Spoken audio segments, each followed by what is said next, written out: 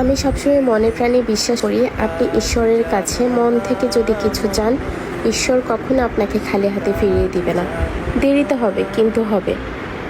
ঈশ্বর কখনোই তার ভক্তদের খালি হাতে ফিরিয়ে দেয় না। আজকে আমি একটু চলে গিয়েছি চট্টশ্বরী কালী মায়ের মন্দিরে। আমার একটা পুজো ছিল, এই পুজোটাই দিতে যাওয়া, একটা মানত ছিল, ওটার জন্যই আমার আসলে যাওয়া হয়েছে মায়ের মন্দিরে।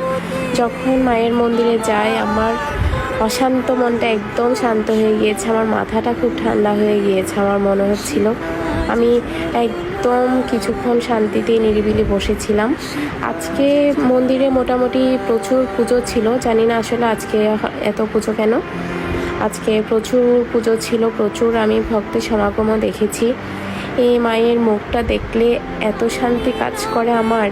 এই চট্টশ্বরী কালীমা আর গোলপাহাড়ের কালীমা যখন দেখি, মনটা একদম শান্ত হয়ে যায়।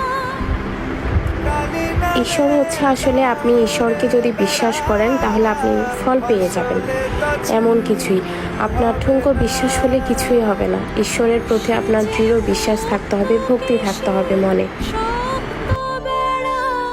তার কাছে জং ঘেঁষে না